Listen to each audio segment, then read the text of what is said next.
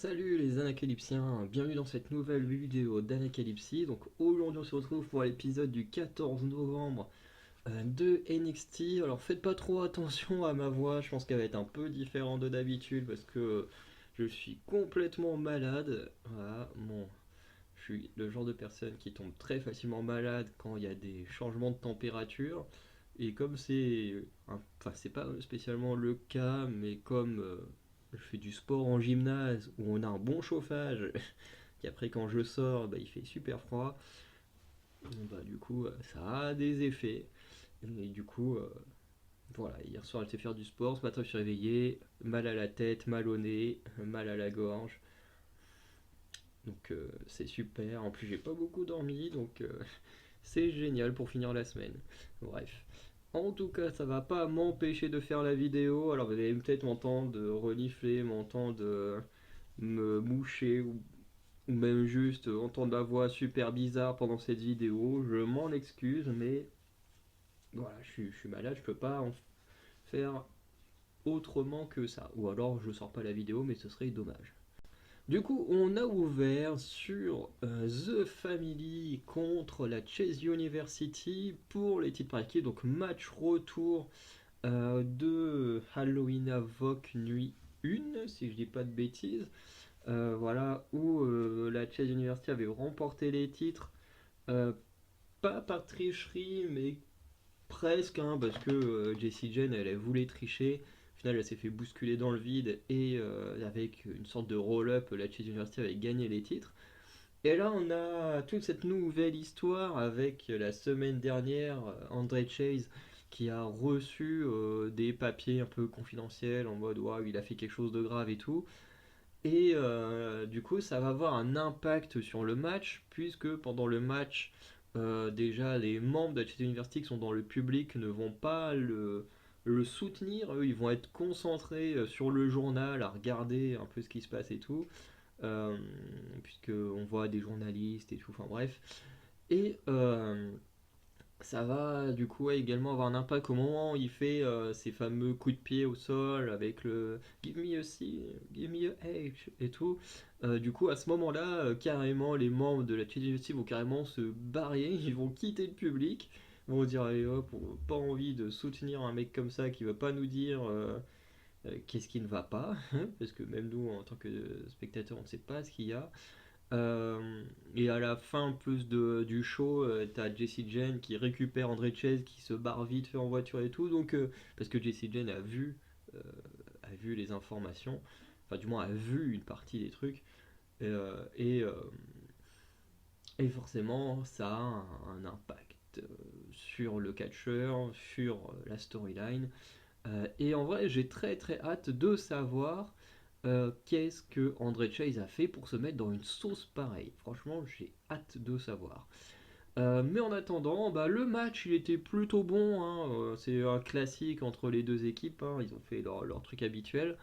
Ça reste un très bon match par équipe et surtout, bah, la chose dont je pense beaucoup on ne s'attendait pas, c'est que The Family remporte les ceintures clean, voilà, avec le finish à 2, ils récupèrent du coup leur ceinture par équipe. Au passage, on a Jessie Jane qui à un moment donné a sorti un pied de biche dont ses où dit ok, elle était prête à retricher, mais finalement on lui a dit de pas le faire, du coup elle l'a pas fait. Mais voilà, du coup victoire clean, The Family à nouveau champion par équipe. Je suis plutôt content parce que j'aime beaucoup The Family.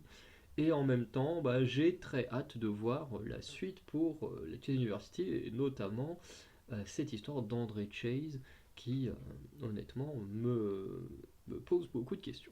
Voilà. À côté de ça, on a eu la Supernova Session avec Alpha Academy. Du coup, il n'y a que deux-trois informations que je trouvais plutôt intéressantes. Après, j'avoue que mon anglais n'est pas non plus exceptionnel au point de tout comprendre ce qu'ils disent. Donc voilà, je fais avec ce que je comprends. En tout cas, il a été annoncé que Lash Legend, et du coup des métaphores, allaient participer aux qualifications pour les Iron Survivor Challenge, qui d'ailleurs a été présenté par la légende Lita, voilà, qui a présenté Roxanne Perez, Trick Williams et Joe Coffey. Par contre, je me souviens plus si elle a présenté Lash Legend ou si du coup, bah, comme elle allait être sur le ring, parce que je crois que la présentation de Lita était juste avant le Supernova Session, et du coup, je pense qu'elle a dû la présenter rapidement parce que j'ai pas de souvenir de clip autour de Lash Legend. Mais comme elle allait venir sur le ring, je pense qu'ils ont dit hop là, autant que ce soit le groupe en lui-même qui annonce sa participation. C'est pas déconnant non plus. Après, deuxième chose que je trouve intéressant, c'est Akira Tozawa qui va carrément dire euh, à Noam Dar que si euh, son équipe n'était pas autour du ring, et ben c'est lui qui serait ressorti champion de la Heritage Cup, ce qui est peut-être le cas, hein, on ne peut pas vraiment savoir, mais effectivement, il aurait eu plus de chances de remporter la victoire si les métaphores n'intervenaient pas dans tous les matchs de la coupe. Et cela a poussé à un énième match, oh la vache, un énième match pour la coupe avec un nouveau challenger au sein de la Alpha Academy. Alors au début, on pense que ça va être Otis, parce qu'Otis il se met en avant et tout, on se dit ouf, Otis Noam Dar, comment Noam Dar peut survivre à Otis? Et finalement non, c'est Chad Gable qui va se présenter comme nouveau challenger pour la coupe. Et d'ailleurs le match sera la semaine prochaine, pareil, j'ai très hâte de voir ça, parce que ça fait longtemps que j'ai pas vu Chad Gable catcher, parce que moi, je regarde, enfin, au niveau de Raw et SmackDown, je regarde que les PLE parce que bah, sur le network, ils arrivent que un mois, enfin, je crois que c'est tous les. Avec un mois de décalage. Ce qui fait qu'en gros, quand ils sortent, par exemple, là, quand ils vont sortir les épisodes là, ben, il y aura déjà eu peut-être une conclusion pendant un PLE ou quelque chose comme ça. Du coup, c'est pas. Alors, quand il y a des bons matchs, ça peut être bien de revenir dessus, mais sinon, c'est pas très utile de revenir quand tu as déjà la conclusion de l'histoire dans le PLE qu'on t'a donné en direct. Bref. Et du coup, ce qui fait que Chad Gable, bah, je sais plus c'est quand la dernière fois qu'il a participé à un PLE, mais ça doit faire longtemps. Voilà. Du coup, le voir un peu catché, ça va faire du bien. Par la suite, on a eu le premier match de qualification aux Iron Survivor Challenge avec Roxanne Perez contre Lash Legend, puisque Métaphore était déjà dans le ring, donc autant que Lash Legend fasse son match directement. Et du coup, le match était plutôt sympa, ça faisait un peu David contre Goliath, le nain contre le géant. Et en vrai, je me suis demandé pendant une grosse partie du match comment Roxane Perez va s'en sortir pour gagner. Alors elle a quand même réussi à mettre plusieurs fois Lâche Légende au sol et tout, ça c'est très bien. Mais du coup, il y a Jakara Jackson qui va venir, qui va tricher, parce qu'il va pousser l'arbitre à renvoyer tout métaphore au vestiaire. Et un peu comme ce qui s'est passé à Raw ou la veille, hein, parce qu'il faut croire que les shows se copient un peu entre eux. Parce que la veille à Raw, je viens juste de voir la vidéo de Stury, dans le match entre Ludwig Kaiser et comment il s'appelle Tommaso Ciampa, du coup euh, Giovanni Vecchi avait été renvoyé en backstage, sauf qu'il a quand même décidé de revenir alors qu'il avait été renvoyé du ringside et a coûté du coup la défaite à ses adversaires. Et là, il s'est passé exactement la même chose. Métaphore a été renvoyé en backstage, mais Jakara Jackson est quand même revenu faire diversion, donc fait que l'arbitre avait le dos tourné, ce qui a permis à Kiana James, qui n'en a pas fini avec Roxanne Perez, de la bloquer dans le coin, afin que Lash Legend, je crois qu'elle a dû lui placer l'équivalent du Hello Kick, puis une grosse powerbomb pour la victoire. Et du coup, de manière très surprenante, c'est Lash Legend qui va participer au Iron Survivor Challenge contre Tiffany Stratton et encore trois autres personnes non connues. D'ailleurs, je regarde juste un truc, mais il va peut-être falloir qu'il se dépêche parce que le show c'est le 9 décembre. Allez, 9 décembre, donc attends, il reste une, deux, trois. Ah non, ça il reste 3 semaines en fait, ouais, du coup, s'il continue comme ça avec un homme et une femme qui se qualifient par semaine, du coup, le dernier qualifié sera le mardi avant deadline qui sera le samedi suivant. Donc ouais, non, c'est bon, parce que j'ai l'impression que décembre arrivait, enfin, Décembre va arriver très vite puisque c'est dans une semaine et demie, quasi 2 semaines. Du coup, ouais. Mais du coup, non, finalement, ils ont le temps quand même de présenter un qualifié par épisode. Enfin, un qualifié de chaque sexe par épisode. Et du coup, j'avoue que je suis très surpris pour Lâche Légende. Je suis content pour elle parce que ça permet de la mettre un peu plus en avant. Et du coup, dans un match à plusieurs, on verra ce qu'elle va donner. Pour l'instant, on n'a que 2 qualifiés, mais pour l'instant, je pars plus sur une Tiffany Stratton. Mais pour l'instant, il manque encore 3 noms. Qui, dans le lot, il y aura forcément des faces, parce que on a quand même 2 qualifiés et 2 heals. Donc je pense que dans les prochaines, il y aura sûrement. Enfin, c'est même pas sûrement, c'est il y aura au moins une ou 2 faces, obligé. Voilà. Ensuite, désolé. Du coup, on a enchaîné directement avec le second match des Iron Survivor Challenge, enfin de qualification, avec Joe Coffey contre Trick Williams. Un match qui a été plutôt sympa. Bon, pareil, on a, comment dire, Gallus, le reste de Gallus qui était au boarding, alors qu'ils sont pas intervenus de mémoire. J'ai pas de souvenir qu'ils aient intervenu. Ils ont voulu un moment ils ont fait barrière pour que Trick Williams n'attaque pas Joe Coffey à l'extérieur du ring, mais je crois qu'ils sont pas intervenus comme on a pu le voir juste avant avec Jakara Jackson. C'était plus, ils sont fait bouclier. De toute façon, ils pouvaient pas frapper Trick Williams, parce que s'ils frappaient Trick Williams, ils le qualifiaient automatiquement dans le match. Donc ça aurait été contre ce que veut Joe Coffey. Euh, et du coup, le match en vrai, il était vraiment pas mal. Pas le meilleur match des deux, mais le match était vraiment bien. Il était cool à regarder.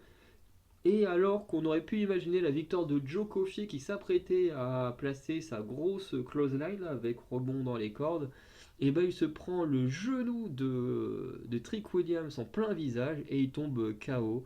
Et du coup, c'est Trick Williams qui se qualifie pour les Iron Survivor Challenge. Du coup, Trick Williams et Dijak, pour l'instant, sont les deux qualifiés pour l'Iron Survivor Challenge. Et d'ailleurs, on nous a teasé une possible apparition de Braun Breaker euh, pour les qualifications, puisque lui et Dijak vont avoir une petite confrontation backstage.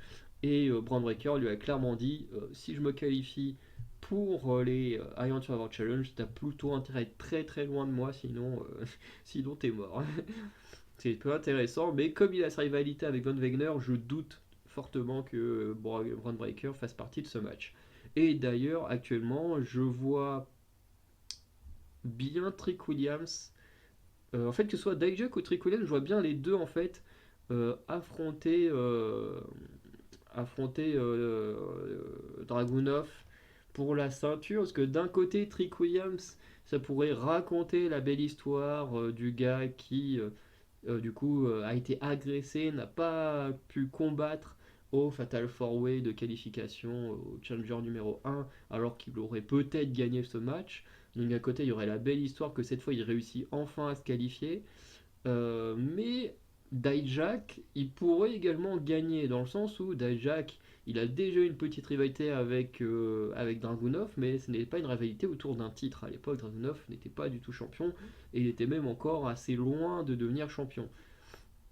Donc il pourrait un peu relancer la rivalité, cette fois autour du titre, si Dijak l'emportait en sachant que Trick Williams, même s'il est au sur la challenge, il pourrait à nouveau perdre et qu'on découvre enfin qu'il l'a agressé, même si j'aimerais qu'on nous annonce qu'il l'a agressé plus tôt.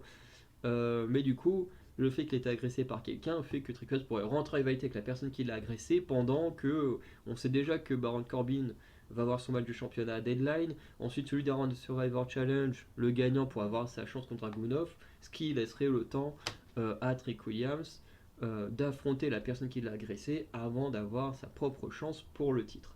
Voilà, parce que les matchs entre Dragunov et Trick Williams, ça reste quand même assez frais dans nos mémoires. Donc ce serait bien que, même si c'était pas des matchs pour la ceinture à nouveau, ce serait bien d'avoir un peu de sang neuf pour le match de championnat de Dragunov et pas Trick Williams qui l'a combattu il y a à peine 1 ou 2 mois. Quoi.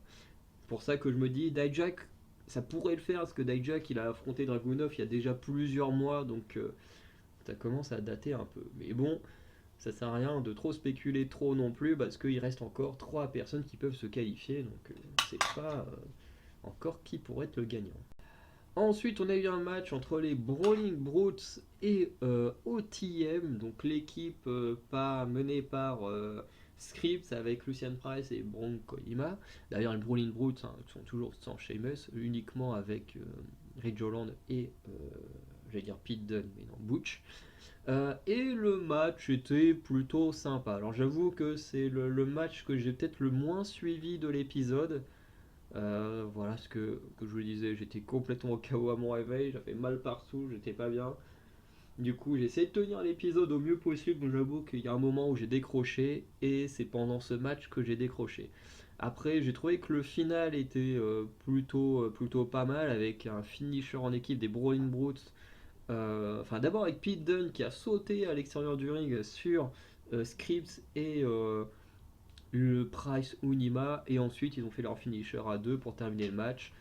Donc c'était plutôt cool. Est-ce que ça termine la rivalité ici? Voilà, Scripps qui est intervenu dans la Battle Royale, Badabim Badaboom, là, en virant les Brawling Brutes, bon, en même temps en virant sa propre équipe.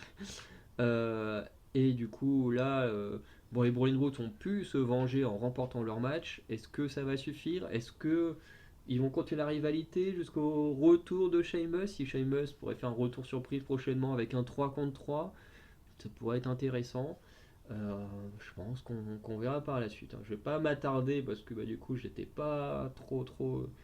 euh, J'avais pas trop d'attention sur ce match, donc voilà. Mais je pense qu'un 3 contre 3 avec Sheamus de retour, ça pourrait être sympa. Ensuite, on a eu Gigi Dolin contre Ariana Grace après une petite altercation backstage. Alors, je trouve ça un peu dommage de mettre Gigi Dolin en avant contre Ariana Grace. Pas que j'aime pas Gigi Dolin, ça, pour ceux qui me connaissent maintenant, euh, savent que j'aime beaucoup Gigi Dolin. C'est pas non plus ma préférée, mais j'aime beaucoup Gigi Dolin. D'ailleurs, c'était ma préférée des Toxic Attraction. Mais euh, le truc, c'est que la semaine dernière, on a Carmen Petrovic qui a agressé Ariana Grace. Et je me suis dit, bah, ça devrait techniquement lancer un match pour la semaine suivante. Je veux dire, combien de matchs se sont lancés juste pour deux personnes qui se sont pris de nez comme ça, juste en parlant. Ou, comme on a vu, la mini-rivalité entre Tiffany Stratton et Fallon Henley. Ça me fait toujours marrer quand je voyais euh, Sturi en parler, mais c'est vrai que quand tu y penses, la rivalité, elle part sur un truc totalement débile. C'est tu m'empêchais de dire bonjour à Asuka et boum, on part en rivalité. Donc vraiment, je me dis là, on est quand même sur une agression. C'est pas rien. T'es censé faire quelque chose après. Et non, au lieu de mettre Carmen Petrovic contre Ariana Grace, on met Gigi Dolan contre Ariana Grace. Alors, peut-être qu'il y a autre chose qui en est la cause, hein. Peut-être que Carmen Petrovic s'est blessée et qu'on le sait pas, ou que finalement la WWE a pas suffisamment confiance pour la mettre autant en avant. Après, ce serait con parce qu'ils l'ont quand même foutu jusqu'en demi-finale du Breakout Tournament, donc c'est qu'ils avaient quand même une certaine confiance en elle. Mais je sais pas, d'un coup, hop, d'un match qui paraissait logique entre Grace et Petrovic, on passe à un Jidolin Grace qui du coup est beaucoup moins, enfin, pas qui est beaucoup moins logique de mémoire. Non, même pas, attends, l'intervention de Grace, il n'y avait même pas Gigi Dolin dans le match. Bah non, même pas, en fait, ouais, non. Non, en fait, je comprends pas pourquoi. Alors, si on en revient au match en lui-même, le match était vraiment bien. On a une fin un peu chelou, hein, honnêtement, mais le match était plutôt bien. Moi, j'aime bien ce que fait Ariana Grace en tant que heel. Je trouve qu'elle fait un bon travail de heel. D'ailleurs, j'ai du mal à l'imaginer en face. Vu qu'elle fait tellement bien son travail, elle est hyper détestable et tout, avec ses manières et tout, franchement j'adore. Enfin, de toute façon, j'aime bien les persos détestables, un peu comme Tiffany Stratton. Bon, j'ai quand même une préférence pour Tiffany Stratton, mais pareil, quand elle joue vraiment son personnage à fond et qu'elle est hyper détestable, franchement j'adore ça. Et Judy Dolin, bon bah voilà, elle est très très bien aussi. Et du coup, Gigi va remporter son match. En gros, après qu'Ariana Grace ait tenté de tricher, puisqu'elle va tenter un tombé avec les pieds dans le coin ou dans les cordes. Ce qui fait que l'arbitre, en fait, il va lui-même causer la défaite d'Ariana Grace, parce que du coup, en l'engueulant, entre guillemets, en lui disant ouais, il faut pas faire le tomber avec les pieds dans les cordes, machin, en fait, il va distraire Ariana Grace. Ce qui fait que Gilly Dolin va en profiter pour placer son finisher, puis le tomber, et du coup, victoire de Gilly Dolin.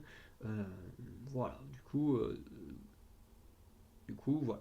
Euh, le match, encore une fois, j'ai envie de dire, il était bon. Il était pas non plus excellent, mais il était bon. Mais je comprends pas pourquoi ils ont mis Gigi Dolin ici. Je suis pas méchant envers elle, hein, j'adore Gigi Dolin, mais je comprends pas. Ça ne fait pas sens. Je veux dire, t'as Carmen Petrovic qui agresse un agresse. Petrovic qui agresse Arina Grace, c'est vrai que c'est quasiment la même chose en prononciation. Et ils ne font rien avec ça, alors qu'ils ont un truc hyper logique. Et ensuite, en plus, quand il y a eu le petit effochoré entre Gigi et Ariana, Carmen Petrovic était là, elle a voulu intervenir, c'est Dudon qui l'a fait, et je me dis, bah non, enfin, lancer la rivalité entre Carmen et Ariana Grace, c'est des choses qu'on veut voir, de mettre un peu plus en avant cette nouvelle génération, même si Gigi Dolin n'est pas ancienne, mais quand on voit tous les nouveaux noms qu'il y a chez les femmes à NXT, ben, Gigi Dolin commence quand même à être parmi celles qui a le plus d'expérience hein, dans le roster féminin, donc voilà, soit faudrait la mettre sur des histoires un peu plus importantes et puis laisser d'autres avoir aussi une petite place à l'écran. Ensuite, on a le main event, donc Baron Corbin contre Wesley. Alors Baron Corbin qui a reçu des chants hein, qu'il n'a peut-être pas l'habitude d'entendre dans le roster principal, puisque plusieurs fois le public va scander le chant NXT. Je sais plus s'ils vont faire le chant. Attends, il y a le chant NXT ou mince, j'ai oublié. Quand ils sont dingues, ils font soit le NXT ou. Merde, j'ai oublié c'est quoi le deuxième chant. En général, il y a toujours deux chants à peu près quand ils sont contents. Il y a le NXT et il y a un autre chant, je l'ai oublié. Mais là, Baron Corbin, il a eu le droit à deux reprises quand même, au moins deux reprises. Donc il a un peu plus de reconnaissance quand même par le public de NXT que le public du roster principal. En sachant que là on est quand même face à Wesley, c'est quand même du lourd. Hein. Moi qui suis un gros fan de Wesley, je suis hyper content de son retour parce que ça m'avait manqué que Wesley soit pas là. Et en plus à son retour il agresse Dominique. Et puis ensuite il vient juste parler au micro ou un truc comme ça. Et je me dis mais moi je veux le voir dans le ring. Pardon. Et en effet le match il est très bon. Le match Baron Corbin Wesley. C'est fou de dire ça, mais il était très bon. Franchement, j'ai adoré ce match. Il était vraiment très bien. Alors, je pense qu'il y a aussi le côté, enfin, je sais pas vraiment si Wesley c'est mon favori. Je pense que ça, entre Wesley, Braun Breaker et Carmelo Hayes, ça se joue un peu. Même Dragunov, quoique Dragunov, je l'aime beaucoup, mais c'est plus le personnage auquel j'adhère le moins actuellement. Même si dès qu'il est dans le ring, je kiffe. Euh, Après, Wesley, il faudrait qu'il se retrouve un personnage que j'aimais beaucoup là quand il était en mode pétard et tout. J'adorais. Voilà, on va voir. Mais c'est vrai que parmi les matchs en général, celui où je m'éclate le plus, c'est les matchs de Wesley. Du coup, ouais, on peut considérer que c'est mon catcheur préféré de NXT. Du coup, effectivement, le fait de le retrouver donne pour moi une saveur plus grande au match parce que c'était pas non plus un match de pay-per-view ou de trucs comme ça. Mais juste le fait de le retrouver, j'étais tellement content que j'ai passé un très très bon moment. Voilà, même si j'étais dans un état catastrophique, mais j'ai passé un bon moment devant le match. Mais du coup, une victoire d'un côté assez logique pour la suite euh, du gagnant et en même temps qui m'a un peu pas déçu, mais je me suis dit, Dominique, tu nous fais chier, puisque backstage, un peu plus tôt, Dominique et Baron Corbin vont discuter, je sais pas trop de quoi ils vont discuter, j'ai pas trop compris, mais du moins à la fin ils vont se faire un check, donc ils se sont mis d'accord sur quelque chose. Et ce quelque chose, eh ben, on l'a vu là, c'est que Dominique Mysterio va intervenir dans le match, il va se faire un peu casser la gueule par Wesley, mais au moment où Wesley va revenir dans le ring, il se prend le End of Days de Baron Corbin, et du coup va perdre le match, hein, puisque extrêmement peu de personnes peuvent se relever du End of Days. Par la suite, Corbin va agresser Wesley dans le ring, ce qui fait que Dragunov va vouloir faire le save en plaçant notamment une petite souplex, mais au moment de placer son torpedo Moscou, hein, je crois que c'est bien ça le nom de son coup de boule, et ben il va être pris également dans End of Days. Et du coup, Baron Corbin est celui qui va rester debout. Il va prendre la ceinture, la jeter sur Dragunov et va partir comme ça en étant le dernier debout. Et surtout, en plus d'être le dernier debout, et ben Dragunov va prendre le micro et confirmer que Baron Corbin a fait la plus grosse erreur de sa vie puisqu'il vient d'obtenir son match de championnat à NXT Deadline le 9 décembre contre Ilya Dragunov. Donc la fin du show était vraiment entre le match qui était trop cool et la fin du show avec un Baron Corbin mis très fort puisque on voit qu'il est capable de contrer le finisher de Dragunov alors que le match entre les deux n'a pas encore eu lieu, donc ça montre que il peut mettre en difficulté le champion et ça c'est très cool. Ensuite, on va passer à la conclusion avec les previews. Et oui, on va pas faire de catégorie ce qu'il y a eu en arrière-plan cette semaine, puisqu'il ne s'est rien passé en arrière-plan. Tout simplement, il n'y a pas eu de petits questionnements, de trucs intéressants. Dans cette semaine, pas d'indices. Donc, du coup, il n'y a pas cette catégorie cette semaine. Du coup, on a eu dans les previews Lyra Valkyria contre Xayali pour le titre de NXT. Voilà, où ils ont un peu teasé le match avec une cérémonie du thé. C'était sympa, voilà, pour teaser le match. En plus, j'aime bien que ce soit un teasing de match sans forcément de la violence ou des trucs comme ça. Des fois, j'aime bien aussi quand c'est juste posé et tout. Donc, ça, c'est très bien. Noam Dar qui affrontera également Chad Gable pour la Coupe Heritage. Donc ça, j'ai hâte de voir ce match. D'ailleurs, Lyra Valkyria, Xayali.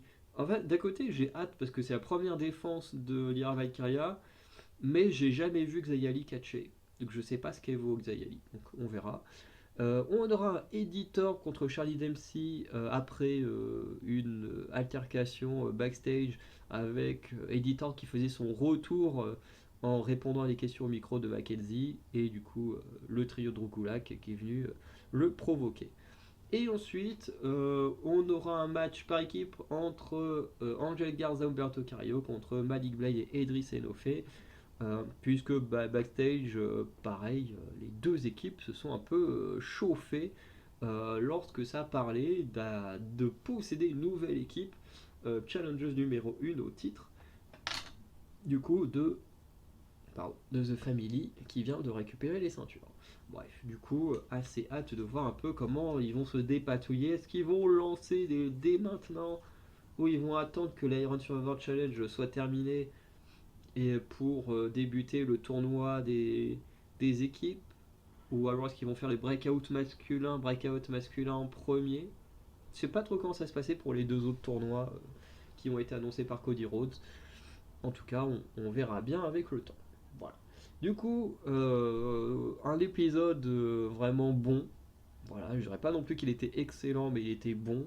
On a eu un bon opener avec la victoire de The Family, une bonne conclusion avec ce Baron Corbin construit très fort pour Deadline. Et après, le milieu de show, il y a eu des bonnes choses, des choses un peu moins intéressantes, mais dans la globalité, c'était quand même très divertissant. Voilà. Du coup, n'hésitez pas à dire ce que vous avez pensé en commentaire, et on se dit à très bientôt pour de nouvelles vidéos. Allez, ciao tout le monde. Et j'espère que je serai en meilleure forme pour la prochaine vidéo.